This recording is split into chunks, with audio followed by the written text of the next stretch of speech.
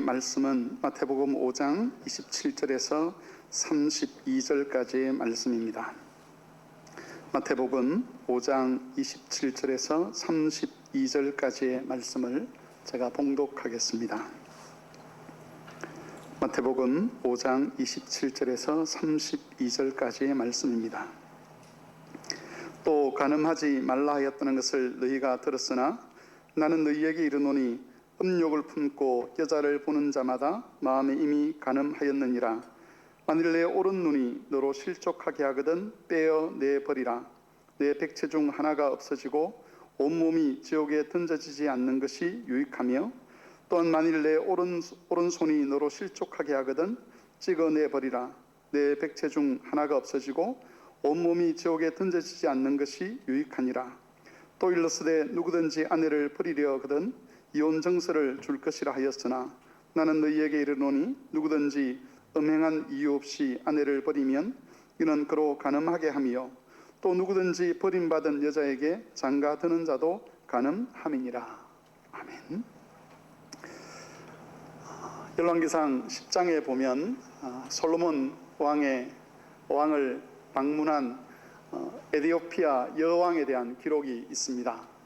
솔로몬이 나라를 다스리고 그 나라를 다스리는 소문이 밖으로 퍼졌습니다. 그리고 먼 나라에 있던 에디오피아 여왕도 그 소문을 듣고 도대체 얼마나 훌륭한 왕이기에 이렇게 소문이 자자한가 싶어서 예루살렘을 찾아가게 되죠. 예루살렘에 찾아가서 솔로몬 왕과 그 나라의 법과 거기에 있는 모든 것들을 보고 난 다음에 이 에디오피아 여왕이 경이롭게 하나님을 찬송합니다. 자기가 지금까지 들어보지도 그리고 경험해보지도 못한 정말 놀라운 것이 이곳에 있다는 것이죠. 특별히 그 중에서 이 에디오피아 여왕이 가장 감탄을 했던 것은 그 나라를 이루고 있는 법체계였습니다. 이스라엘을 유지하고 이스라엘 백성을 다스리고 있는 그 나라의 법체계가 정말로 공의롭고 정의롭고 탁월했다는 것이죠. 그런데 그 법체계는 솔로몬 스스로가 만든 것이 아니지 않습니까? 우리가 솔로몬을 지혜의 왕이다라고 그렇게 이야기를 하지만 그 지혜라는 것이 솔로몬이 공부를 해서 머릿속으로 구상해낸 지혜가 아니고 사실은 하나님의 율법이지요. 그 하나님의 율법을 따라서 법을 만들고 그 하나님의 율법을 따라서 나라를 다스리는데, 그런 모습을 이 에디오피아 여왕이 감탄을 한 것입니다. 여러분, 한 사회를 이루고 그것이 유지되는 원리로서 율법을 가르치고 율법을 적용하는 것은 이스라엘 나라를 이방 나라들과는 구별되는 아주 독특하고 영광스러운 민족으로 인정받도록 만들었습니다. 우리는 신명기 4장에 있는 말씀을 통해서도 그것을 확인할 수가 있습니다. 신명기라는 이 성경책은 이제 가나안 땅에 들어가기 직전에 이스라엘 백성들을 향해서 하나님이 주신 말씀이었습니다. 모세의 마지막 설교라고 할 수 있는 것이지요. 그 설교를 통해서 하나님은 이스라엘 백성들이 하나님의 율법을 지켜야 된다라고 그렇게 말씀을 하셨습니다. 그리고 그 율법을 지킨 그 결과가 어떠할 것인가에 대해서 4장 5절 6절에 말씀을 하고 있는데, 그 부분을 제가 한번 읽어보겠습니다. 여러분은 화면을 통해서 확인하십시오. 이것은 모세 이야기입니다. 내가 나의 하나님 여호와께서 명령하신 대로 규례와 법도를 너희에게 가르쳤나니 이는 너희가 들어가서 기업으로 차지할 땅에서 그대로 행하게 하려 함인즉 너희는 지켜 행하라. 이것이 여러 민족 앞에서 너희의 지혜요 너희의 지식이라. 그들이 이 모든 규례를 듣고 이르기를 이 큰 나라 사람은 과연 지혜와 지식이 있는 백성이로다 하리라. 여러분, 끝으로 보았을 때 이스라엘이라고 하는 그 나라, 그 민족은 볼품없는 그런 민족이었습니다. 애굽에서 400년간 종살이하고 그 이후에는 40년간 광야를 떠돌던 제대로 된 군사체계, 정치체계도 없는 그런 나라에 불과했다는 것이죠. 그런데 그런 이스라엘을 큰 나라처럼 여겨지도록 하는 게 뭐냐? 이방 나라들로 하여금 저 이스라엘은 우리와 수준이 다른 나라구나, 저 이스라엘이라고 하는 나라의 백성들은 정말 탁월한 백성이구나라고 하도록 하는 그런 칭찬과 존귀와 영광을 얻게 하는 것이 뭐냐라고 했을 때 하나님의 율법을 지키는 것이었습니다. 그 율법은 사람들이 만들어낼 수 있는 것이 아니었습니다. 사람들이 머리를 궁리해서 우리가 공의로운 사회를 만들기 위해서는 이렇게 해야 돼, 저렇게 해야 되라고 스스로 만들어낼 수 있는 것이 아니었다는 것이지요. 그래서 이스라엘 백성들을 이방 나라들 중에서 위대한 민족으로 만든 것, 칭찬과 존귀와 영광을 얻어서 이스라엘 민족 스스로가 큰 기쁨을 얻고 영광을 얻도록 하는 것이 무엇인가라고 했을 때 그것이 바로 하나님의 율법을 기억하고 지키는 것이었습니다. 율법은 이스라엘을 통해서 보이지 않는 하나님과 하나님 나라를 드러내는 방편이었습니다. 이방 나라 사람들이 이스라엘 백성들이 지키는 그 율법을 보면서 야, 하나님은, 이스라엘이 섬기는 하나님은 우리가 섬기는 신들과 다른 탁월하고 영광스러운 하나님이시구나 하는 것을 알게 되었다는 것이지요. 이스라엘이 지켰던 율법의 말씀들은 이스라엘을 이 세상에 속하지 않는 신비롭고 영광스러운 가치를 향해 나아가는 민족이 되도록 만들었습니다. 여러분, 이런 현상은 초대교회나 고대교회에서도 나타났던 일들입니다. 서구 사회는 이전에 성적으로 아주 타락하고 방종한 사회였습니다. 성윤리라고 하는 것이 거의 없던 사회였지요. 우리는 지금 간음하지 말라는 계명에 대해서 살펴보고 있지만 고대 세계에 남자들에게 있어서 간음이라는 것은 개념 자체가 없었습니다. 그들에게는 정결한 삶이라든지 정결한 결혼 생활이라든지 이런 개념 자체가 없었다는 것이죠. 그저 욕망을 따라, 힘의 원리를 따라 살았습니다. 그런데 복음이 전해지면서 성적인 성결함에 대한 개념들이 그 사람들 속에 생겨났습니다. 아, 이렇게 살면 안 되는 거구나. 결혼 생활을 이렇게 하면 안 되는 거구나. 남편이 이렇게 하면 안 되고 아내도 이렇게 하면 안 되는 거구나 하는 것들을 배웠다는 것이죠. 무엇을 통해서 배웠느냐 하면 복음을 믿는 그리스도인들이 하나님의 말씀을 따라 순결하고 정결하고 단정하고 질서 있게 살아가는 것을 통해서 그것을 배웠습니다. 지금까지는 아무렇지도 않게 악을 행하며 죄를 행했는데 그리스도인이라고 하는 사람들이 교회를 이루고 살아가는데 그들은 자기들과 다른 방식으로 살아가더라는 것이죠. 하나님의 말씀을 따라 산다고 하는데 그 삶이라는 것이 자신들이 볼 때에 거룩하고 단정하고 고상하고 정결하고, 그래서 사람들 마음속에 동경심이 생겼습니다. 도대체 저들은 왜 저렇게 살아가는가? 저들은 왜 저런 가치를 따라 살아가는가? 저 가치는 도대체 어디서부터 온 것인가 하는 그런 궁금증을 가지기 시작했고, 그런 와중에 하나님께서 믿는 자들을 일으키셔서 회개하고 복음으로 돌아오게 하는 그런 역사가 있었습니다. 하나님의 백성을 하나님 백성답게 하는 것, 하나님 백성으로 하여금 이 세상에 사는 사람들과는 다른 종류의 사람이라는 것을 알게 하고 증거하는 것, 그것은 하나님의 율법, 하나님의 계명, 하나님의 말씀을 기억하고 그것을 지켜가는 일이었습니다. 지금 우리 사는 이 한국 사회를 보면 성적인 면에 있어서 고대 교회가 당면했던 그런 상황과 아주 비슷합니다. 우리 사회는 그야말로 음란한 세상이 되고 말았습니다. 사람들의 옷차림에서부터 시작해서 드라마나 영화나 모든 사람들의 삶이라는 것이 음란함을 배경으로 이루어지고 있는 것처럼 보입니다. 스포츠 선수들도 음란한 자태로 광고를 찍습니다. 그리고 그것은 전혀 부끄러운 것이 되지 않습니다. 사람들은 그런 것을 이상하게 생각하지 않습니다. 우리 사회에서도 이제는 성적인 정결함이나 순결함은 조롱과 멸시의 대상이 되고 있습니다. 중학교, 고등학교에서 성교육을 한다고 그러지 않습니까? 학생들에게. 이전에는 성교육을 할 때에 순결함을 어떻게 지켜갈 것인가, 그게 주된 목적이었습니다. 그런데 지금은 그런 식으로 성교육을 하지 않습니다. 지금 하는 성교육은 어떻게 하면 병에 걸리지 아니하고 성생활을 할 것인가 하는 것이 주된 목적이죠. 그만큼 우리 사회가 음란한 사회가 되었다는 것입니다. 우리와 우리 자손들이 살아가고 있는 이 세상, 그리고 앞으로 살아가야 될 세상이 바로 이런 세상입니다. 우리 세상은 지금보다 훨씬 더 음란한 세상이 될 것이고, 지금보다 훨씬 더 강포한 세상이 될 것이고, 지금보다 훨씬 더 본능에 충실한 그런 세상이 될 것입니다. 여러분, 이런 세상에서 어떻게 하면 우리는 우리가 가진 복음의 영광을 세상에 드러낼 수가 있겠습니까? 지금 우리는 코로나 시대를 지내고 있습니다.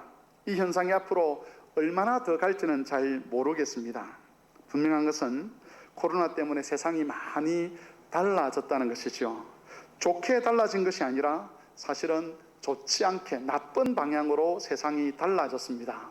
그리고 그 나쁜이라고 하는 그 속에는 교회를 향한 세상의 태도도 포함이 되어 있죠.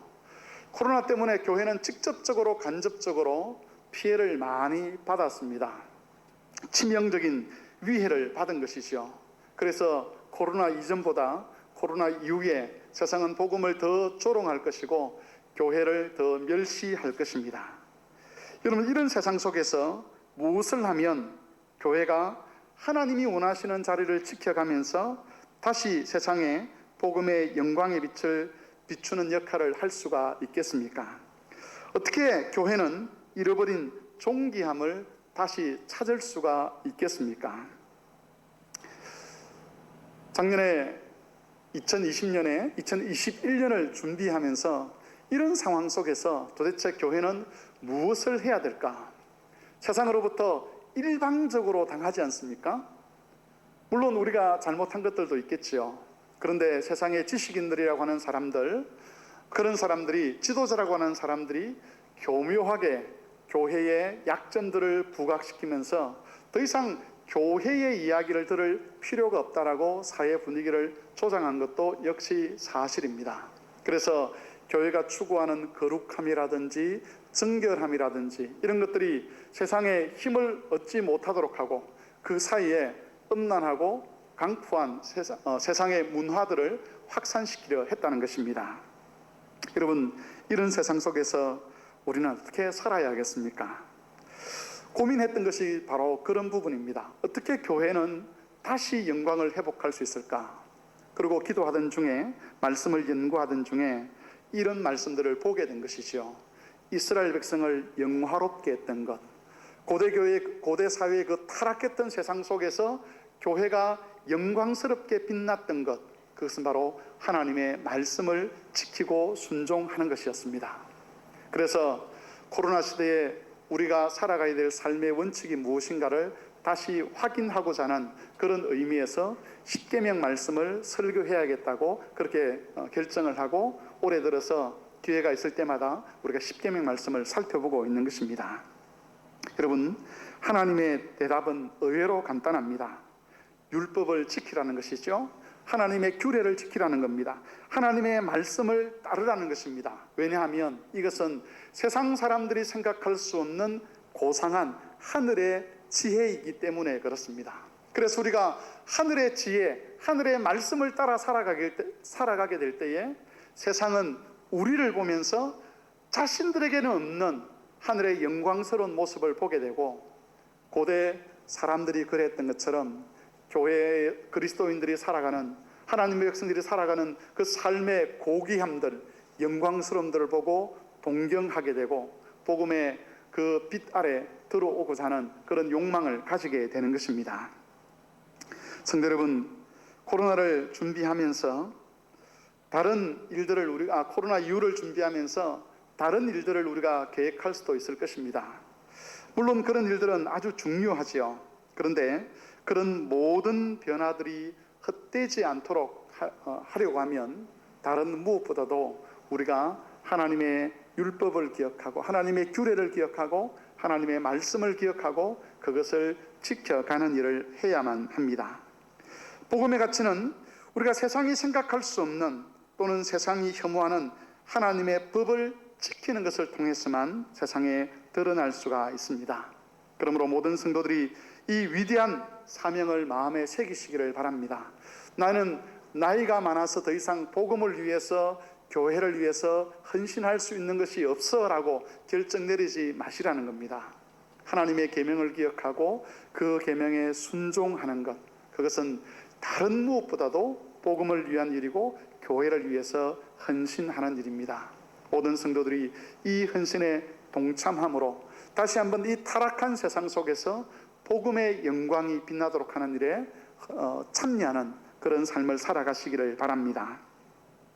설교 본문으로 읽었던 마태복음 5장 27절에서 36절 말씀은 간음하지 말라는 제7계명에 대한 예수님의 설교입니다. 이 말씀에서 예수님이 강조하신 핵심적인 내용은 성도는 단정하고 정결한 결혼 생활을 해야 되고 성적으로 깨끗하며 정결해야 한다는 것입니다. 앞으로 몇 주간 동안에 이 예수님의 말씀을 중심으로 7번째 계명에서 우리가 기억해야 될 하나님의 뜻이 무엇인가 하는 것을 살펴보고자 합니다. 오늘은 우리가 성도로서 정결하게 살기 위해서 필요한 것이 무엇인지를 본문에 있는 두 가지 내용을 통해서 살펴보겠습니다. 첫 번째는 우리 마음이 그리스도의 조망을 받아야 한다는 것이고, 두 번째는 우리가 본능을 따르지 아니하고 여호와의 계명을 따라야 한다는 것입니다.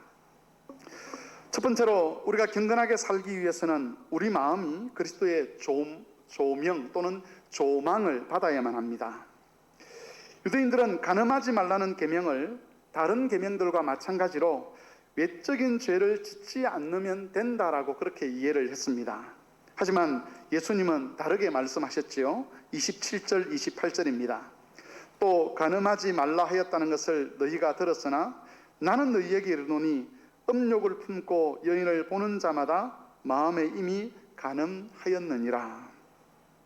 여러분, 예수님의 가르침에 의하면 직접 간음한 것은 물론이고 성적으로 악한 마음을 가진 것 자체도 간음에 해당된다라고 그렇게 말씀하고 있습니다.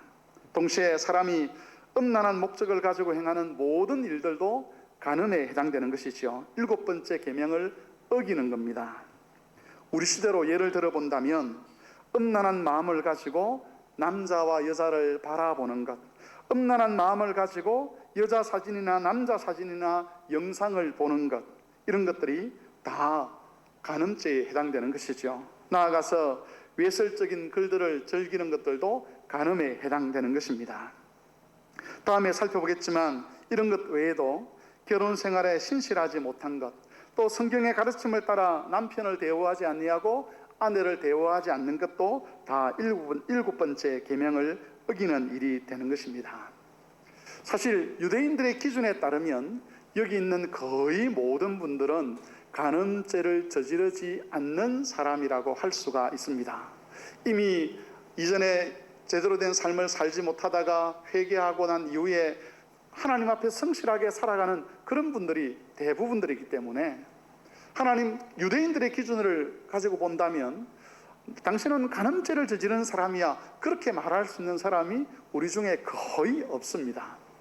모르시오, 사람들 눈에는 나지 않지만 보이지 않는 곳에서 실질적으로 이런 죄를 짓고 있는 분이 있을지는 모르겠습니다만은 그런 분들은 빨리 그 삶을 청산하시고 제대로 된 자리로 돌아오시기를 바랍니다. 우리 주님은 우리의 죄를 용서하시는 분입니다.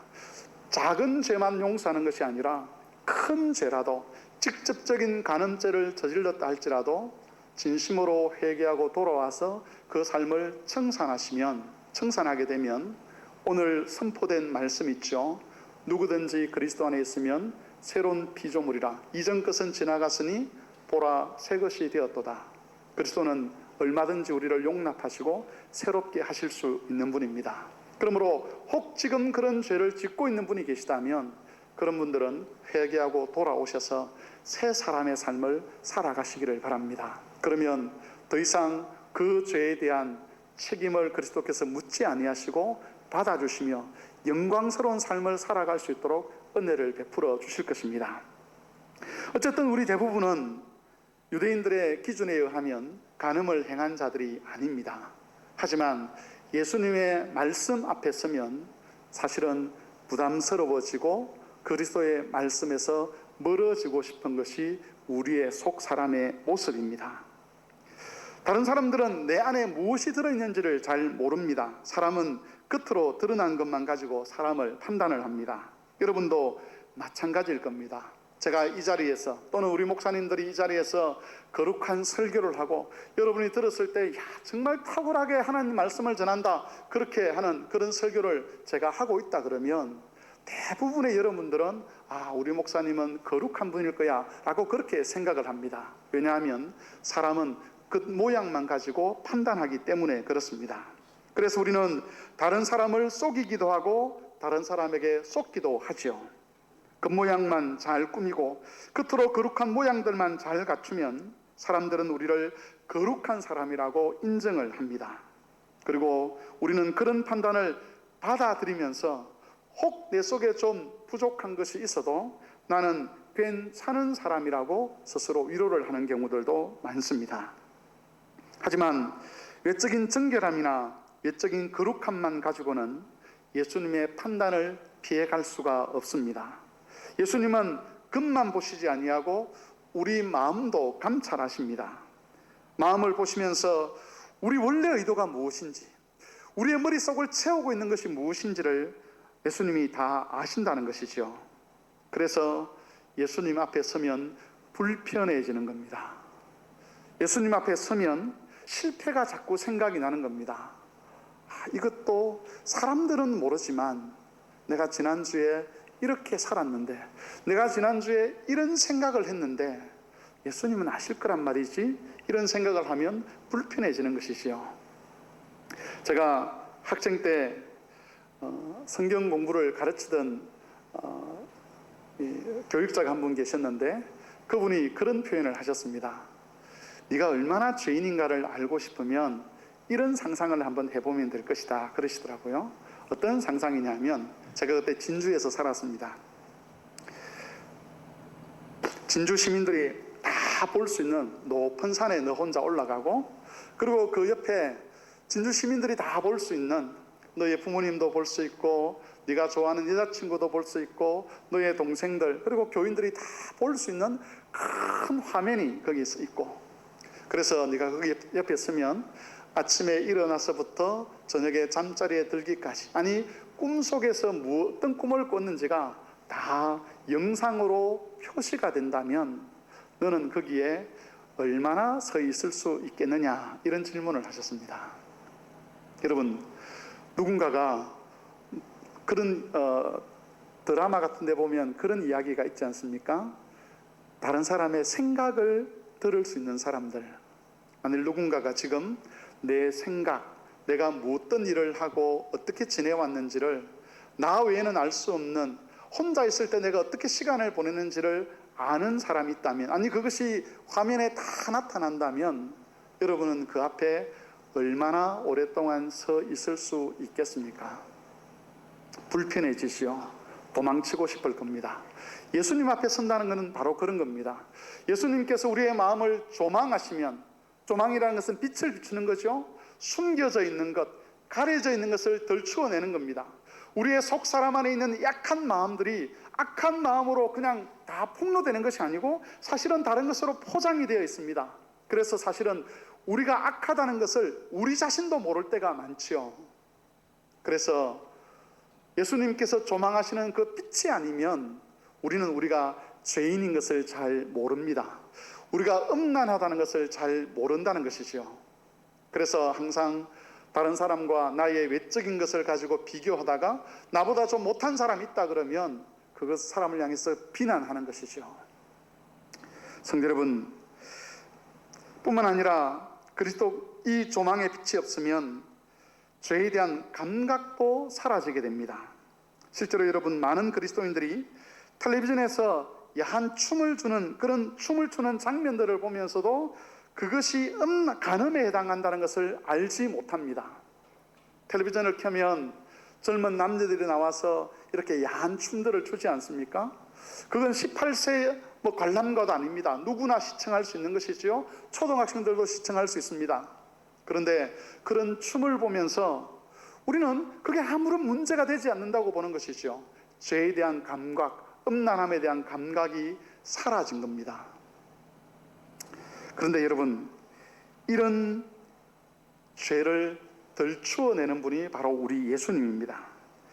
예수님께서 영광의 빛으로 마음을 조망하시면 우리의 죄된 본성의 실체가 폭로가 되는 것이지요.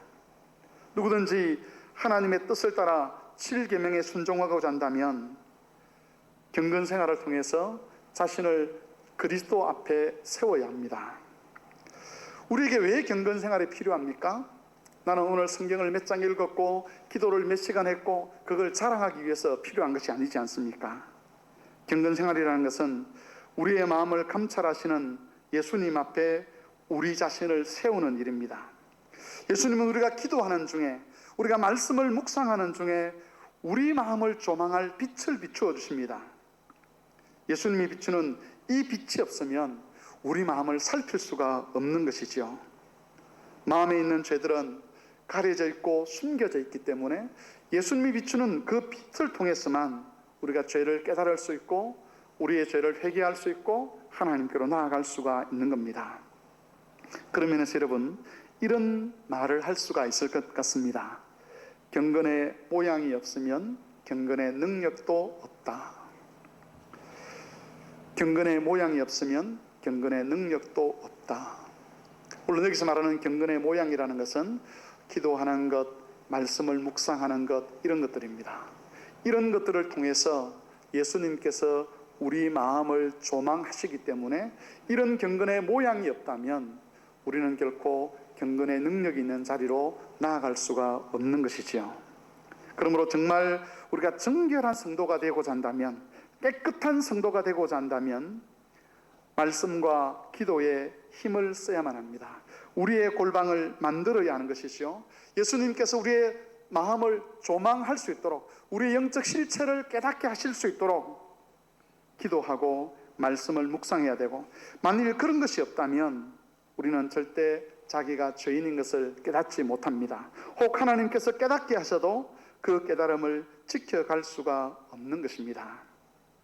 그렇기 때문에 자기 속에 음란한 것이 있다는 것을 알기를 원하고, 또 마음에서부터 간음을 행하는 죄에서 벗어나기를 원하는 사람은 매일매일 경건 생활을 통해서 그리스도로부터 마음의 조망을 받아야만 합니다.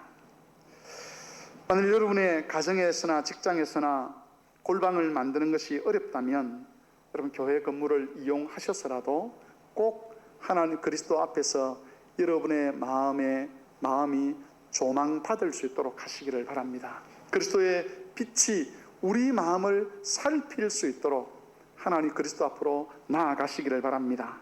새벽기도 시간을 이용하셔도 됩니다. 출퇴근 시간을 이용하셔도 되지요. 이전에는 그런 분들이 많았지 않습니까? 출근하기 전에 교회에 와서 잠시 기도하고 성경 읽고 출근하시는 분들이 있었습니다. 함부로 살지 아니하고 지금 내가 어떤 상태인지 그리스도의 그 영광스러운 빛 앞에 한번 비침을 얻고 하나님의 말씀을 듣고 세상에서 어떻게 살아가야 하는지를 다시 한번 결심하겠다는 그런 의도로 출근할 때에, 퇴근할 때에 예배당에 들려서 기도하고 말씀 묵상하는 그런 신자들이 많았습니다. 심지어 수험생들 중에서도 그런 식으로 하나님 앞에 골방을 가지는 그런 학생들도 있었습니다. 그럼 분명한 것은 경건 생활이 없으면 우리가 유대인들처럼 스스로 교만하게 되어서 그리스도를 대적하게 된다는 겁니다. 그러므로 모든 성도들이 경건의 시간들을 통해서 마음의 죄를 감찰하시는 그리스도의 은혜를 누리시기를 바랍니다. 마음의 숨은 죄를 깨닫고 참된 회개를 통해서 더욱더 정결한 성도로 세워져 가시기를 바랍니다. 여러분, 성도로서 정결하기 위해서 두 번째로 필요한 것은 여호와의 계명에 순종하는 것입니다. 29절 30절 말씀을 한번 보십시오. 예수님은 직접적인 간음을 비롯해서 마음의 음욕을 품는 이런 죄들이 얼마나 심각한 것인가를 지금 경고하고 있습니다. 만일 같이 한번 읽어보겠습니다. 29절 30절 말씀 다 같이 한번 읽겠습니다. 시작. 만일 내 오른 눈이 너로 실족하게 하거든 빼어내 버리라. 내 백체 중 하나가 없어지고 온몸이 지옥에 던져지지 않는 것이 유익하며, 또한 만일 내 오른손이 너로 실족하게 하거든 찍어내 버리라. 내 백체 중 하나가 없어지고 온몸이 지옥에 던지지 않는 것이 유익하니라. 눈이 죄를 범하면 눈을 빼버리라. 손이 죄를 범하면 손을 잘라버리라. 무서운 말씀이지 않습니까? 처음 예수를 믿을 때 이 말씀 때문에 정말 마음이 힘들었던 적이 있었습니다. 제가 중학교 3학년 9월 달에 교회를 처음 갔습니다. 그런데 설교를 들으면서 야, 나는 완전 쓰레기구나 이런 생각들을 많이 했습니다. 손도 죄를 짓고 발도 죄를 짓고 눈도 죄를 짓고 입술도 죄를 짓고 죄 안 짓는 기간이 하나도 없는 거예요. 그런데 이 설교를 들었는데 야, 손 잘라야 되는 건가? 그러면서 밤에 한참 고민을 한 적이 있었습니다. 예수님의 의도는 이거죠. 정말 손을 잘라야 될 수도 있다는 겁니다. 우리는 그저 이건 비유야, 강조를 하기 위한 말씀이야 라고 그렇게 치부를 해버립니다마는 예수님은 그런 것이 아니죠. 음란의 죄라는 것, 그건 잘라버려도, 손 하나를 잘라버려도 그것을 끊을 수 있다면 실제로 잘라버려야 될 죄다라고 그렇게 이 죄의 심각성에 대해서 말씀하고 있는 겁니다.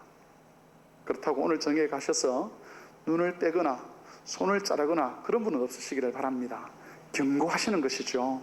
너희는 절대로 그래서는 안 된다, 이 말씀입니다. 근데 여러분, 예수님의 이 말씀에는 간음의 죄가 심각하다는 뜻만 담겨 있는 것이 아닙니다. 이 말씀에는 우리 몸의 지체들이 실제로 우리가 범죄하도록 역할을 한다는 의미도 담겨 있습니다. 우리의 눈, 우리의 팔, 우리의 발, 우리의 입, 이것이 죄를 조장하기도 하고 실제로 이것들을 통해서 우리가 죄를 짓는 것이죠. 그럼 이 중에서 눈에 대해서만 한 가지 살펴보도록 하겠습니다. 눈이 어떻게 죄를 짓도록 하는가 하는 것을 가장 잘 알 수 있게 하는 것이 하와가 선악을 알게 하는 나무 열매를 따먹은 사건입니다. 선악을 알게 하는 나무 열매는 하나님이 경고를 하신 것이죠. 이것을 따먹으면 너희가 반드시 죽을 것이다. 아담과 하와가 하나님으로부터 받은 그 생명을 잃어버리도록 만드는, 죽음에 이르도록 만드는 것이 선악을 알게 하는 나무 열매였습니다. 하지만 뱀의 유혹을 받았던 여자가 그 열매를 보았을 때에 그 열매는 위험한 열매로 보이지 않았습니다. 오히려 하와는 그것이 먹음직도 하고 보암직도 하고 지혜롭게 할 만큼 탐스러운 열매로 생각을 했습니다. 눈이 그것을 본 것이죠. 보았는데 어떻게 보았느냐 하면 저건 따먹으면 하나님께서 주신 생명을 잃어버리도록 하는 악한 열매야 라고 본 것이 아니고, 저거 참 맛있겠다, 저걸 먹으면 참 지혜로워지겠다, 저걸 먹으면 정말 우리가 위대해질 수도 있겠다라고 그렇게 본 겁니다. 눈이 죄를 짓도록 조장하는 역할을 한 것이죠. 원래는 그 열매에서 죽음을 보는 것이 정상이었습니다. 하지만 죄의 영향을 받은 눈은 거짓된 것을 봄으로써 여자가 죄를 짓는 일에 담대하도록 부추긴 것입니다. 이런 일은 롯이 아브라함을 떠날 때도 일어났습니다. 아브라함과 롯이 서로 부자가 되었을 때에 그들은 서로 헤어져야만 했습니다. 그때 롯은 눈을 들어서 소돔과 고모라를 바라보았습니다. 소돔과 고모라는 악한 성이었습니다. 그런데 롯의 눈에는 그런 악함이 보이지 않았습니다. 성경에 보면 소돔과 고모라와 그 성을 둘러싼 땅이 여호와의 동산처럼 보였다라고 그렇게 기록되어 있습니다. 롯의 눈에는 소돔 고모라 사람들의 그 악함, 그리고 그들을 향한 하나님의 진노와 임박한 심판이 보이지 않았습니다. 저긴 살기 좋은 땅이구나, 저 속에는 부유함이 있구나, 저기 가면 내가 더 부자가 될 수 있겠구나, 저기 가면 내가 더 편하게 살 수 있겠구나, 그것만 보았다는 것이죠. 눈이 보아야 할 것은 보지 못하고 보지 말아야 할 것, 관심 가지지 말아야 될 거짓 진리에 현혹되어서 롯을 그것으로 인도를 한 것입니다. 이처럼 여러분, 눈을 비롯한 우리의 모든 감각기관들, 신체기관들은 잘못된 정보를 줄 뿐만 아니라 그것을 통해서 죄를 짓도록 부추깁니다. 본문에 기록된 예수님의 말씀에는 이렇게 죄에 오염된 감각기관들에 대한 경고의 말씀이 포함되어 있습니다. 여러분, 그러면 우리는 어떻게 이런 감각기관들의 거짓된 판단과 그리고 우리 육체의 각 지체들이 죄를 행하는 것을 막을 수가 있겠습니까? 선악을 알게는 나무 열매가 품고 있는 그 죽음을, 선악을 알게는 나무 열매 속에 담겨 있는 그 죽음, 그걸 어떻게 우리는 피해갈 수 있고, 소돔과 고모라가 품고 있던 하나님의 진노와 심판, 그것을 어떻게 우리는 분별할 수가 있겠습니까? 어떻게 그것을 피해갈 수가 있겠습니까? 시편 19편 7절에서 10절 말씀을 같이 한번 읽어보겠습니다. 화면을 통해서 같이 읽겠습니다. 여호와의 율법은 완전하여 영혼을 소성시키며 여호와의 증거는 확실하여 우둔한 자를 지혜롭게 하며 여호와의 교훈은 정직하여 마음을 기쁘게 하고 여호와의 계명은 순결하여 눈을 밝게 하시는도다. 여호와를 경외하는 도는 정결하여 영혼까지 이르고 여호와의 법도 진실하여 다 의로우니 금 곧 많은 순금보다 더 사모할 것이며 꿀과 송이꿀보다 더 달도다. 8절 하반부에 보시면 여호와의 계명은 순결하여 눈을 밝게 하신다라고 되어 있습니다. 우리의 눈이 어둡지요. 그래서 눈에 보이는 것 외에, 물질적으로 보이는 것 외에 영적인 가치를 깨달을 수가 없습니다. 그런데 그 어두운 눈을 밝게 하는 것이 있습니다. 그것이 바로 여호와의 계명입니다. 여호와의 계명은 순결하다 그럽니다. 순결하다는 것은 깨끗하다는 것이죠. 오염되지 않았다는 겁니다. 그 오염되지 않는 계명이 눈을 밝게 합니다. 여러분, 이것이 구체적으로 무엇을 의미하겠습니까? 우리가 여호와의 계명을 열심히 묵상하면 시력이 좋아지는 겁니까?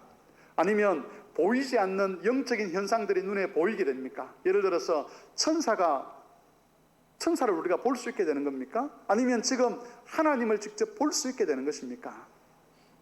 이런 이야기들은 사실 참 좋은 말 같지만 구체적으로 적용해 보지 않으면 우리가 이 말의 의미를 잘 모를 수가 있습니다. 여러 가지 의미가 있는데 그 중에 한 가지는 이런 것이죠. 우리의 감각기관들 그리고 우리의 육체는 악을 향해서 기울어져 있습니다. 그래서 무엇이든지 받아들일 때에 악한 것을 좋아하게 되고 악한 것을 행하고 싶어 하는 것이 우리의 감각기관이고 우리의 육체입니다. 그런데 가만히 놔두면 그렇게 흘러갈 수밖에 없죠. 그런데 하나님께서 계명의 말씀을 통해서 그게 틀렸다라고 우리에게 가르쳐 주시는 겁니다. 그럴 때 우리는 이렇게 하는 것이죠. 내 눈이 판단하는 대로가 아니라 이 계명의 말씀을 따라 살아가겠다 결심하고 그 계명에 순종하는 것, 그게 바로 눈이 밝아진다는 말 속에 담겨 있는 한 가지 의미입니다. 내 눈의 판단은 잘못된 것이고 여호와의 계명의 판단이 옳다고 믿고 그 가르침에 순종하는 것, 그게 바로 눈이 밝아지는 것의 의미입니다. 여러분, 우리가 인정해야 될 것이 있는데 그것은 우리 마음만 죄 음란한 것이 아니라는 것이죠. 이런 표현이 어떻게 들리실지 모르겠지만 우리 마음만 음란한 것이 아니고 우리의 모든 육체마저도 음란함에 젖어 있습니다. 배추를 절여보신 분은 아실 겁니다. 소금물을 가지고 배추를 절이면 배추 안으로 소금물이 스며들지 않습니까? 그러면 배추 안에 소금물이 배어 있습니다. 씹으면 짠맛이 날 수밖에 없는 것이죠. 그렇게 소금기가 배추에 스며들듯이 우리 세포 하나하나에 음란함이 스며들어 있는 것이죠. 강포함이 스며들어 있습니다. 이것이 전적으로 타락했다는 말의 의미입니다. 그래서 외부에서 음란한 자극들이 올 때에 우리의 모든 기관들이 적극적으로 그 음란함에 반응을 해서 우리로 하여금 간음을 행하게 하는 것이죠. SFC 간사를 할 때에 학생들을 상담한 적이 있었습니다. 그때에 포르노에 중독된 학생이 있었어요. 그 학생이 그런 말을 했습니다. 목사님, 제가 처음에 인터넷을 열 때는 포르노를 보기 위해서 인터넷을 연 것이 아니었어요. 그저 정보를 확인하고 메일을 확인하기 위해서 인터넷에 들어갔는데 어느 순간인가 보면 나도 모르게 음란물을 시청하고 있는 것을 제가 발견하게 됩니다. 저는 어떻게 하면 좋을까요? 그렇게 상담해 온 학생이 있었습니다. 나도 모르게 가버린다는 것이죠. 무슨 뜻입니까? 마음만 음란함에 젖어 있는 것이 아니라 손가락도, 그렇죠? 눈도, 모든 것이 음란한 죄에 젖어 있는 겁니다. 그게 사람입니다. 그래서 여러분, 이런 상황에서 죄로 오염된 우리의 육체를 제어하고 정결한 삶을 살도록 하는 유일한 것이 있다면 그것은 바로 여호와의 계명입니다. 여호와의 계명이 진리인 줄 알고 육체의 요구, 육체의 판단, 그것을 거부하고 계명을 따라 살아갈 때에, 또 그 계명을 지키기 위해서 싸울 때에 우리의 삶은 영생에 부합된 삶을 살아갈 수 있는 것이지요.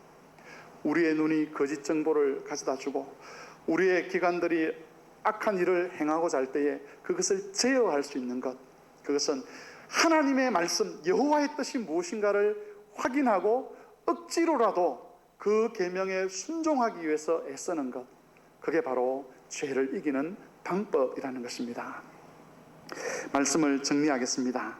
성도 여러분, 우리는 이 세상에서 하나님의 백성으로 부름을 받았습니다. 여기에는 크게 두 가지 의미가 있죠. 하나는 우리가 구원을 받았다는 겁니다.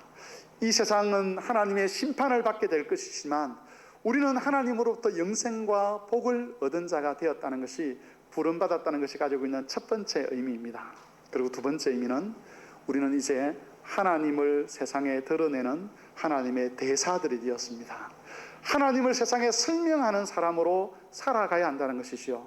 그래서 하나님은 우리를 세상으로 파송하십니다. 가정으로도 파송하시고 지역사회로 파송하시고 그리고 우리의 직장으로 우리를 파송하십니다. 그곳에서 우리가 살아야 될 삶은 죄를 이기는 거룩한 삶입니다. 율법의 말씀에 순종하는 삶입니다. 그것을 통해서 하나님의 위대하심과 하나님의 영광스러움을 드러내어야 하는 것이죠. 그러기 위해서는 첫 번째로 그리스도 앞에서 우리의 마음이 조망을 받도록 해야만 합니다. 우리의 마음이 기도와 말씀을 통해서 그리스도의 조망을 받게 될 때에 거짓된 것으로 포장되어 있고 가려져 있는 우리의 악함과 음란함이 폭로될 수 있고 정결한 삶을 위해서 우리가 영적인 싸움을 싸울 수가 있는 것이죠. 두 번째로 우리가 그렇게 살기 위해서는 우리의 감각기관이 주는 경험이나 판단이나 습관에 의하지 말고 여호와의 계명을 지키는 일에 마음을 쓰고 힘을 쓰고 헌신을 해야 한다는 것입니다. 내 몸이 원하는 대로, 내 마음이 가는 대로, 내 눈이 즐기는 대로 그렇게 내버려 두는 것이 아니라, 눈은 그리고 감각기관은 음란한 것을 즐기려고 하고 그렇게 마음대로 살아가고 싶어 하지만 우리는 여호와의 계명을 믿고 철저하게 그 계명과 질서에 순종하는 삶을 살아야 하는 것입니다. 아무리 눈에 보기에 좋은 것이라 할지라도 우리가 따라야 될 것은 눈의 판단이 아니라 여호와의 계명이라는 것을 기억하시고 계명 지키는 것을 통해서 하나님께 헌신하는, 그리고 하나님의 영광을 드러내는 그런 삶을 사시는 모든 성도들이 되시기를 바랍니다. 주님의 말씀을 기억하며 기도하겠습니다. 하나님은 우리를 이 세상에 하나님의 대사로 보내셨습니다. 우리의 탁월함과 위대함을 드러내도록 하셨습니다. 그것은 바로 율법을 지키며 순종하는 것이지요. 정결한 삶을 사는 겁니다. 우리가 이런 삶을 살 수 있도록 말씀으로 늘 우리를 조망하여 주시고 우리가 그 말씀을 깨닫고 계명을 깨달음으로 하나님의 뜻에 순종하여 이 사명 감당하게 해주시기를 다 같이 기도하겠습니다.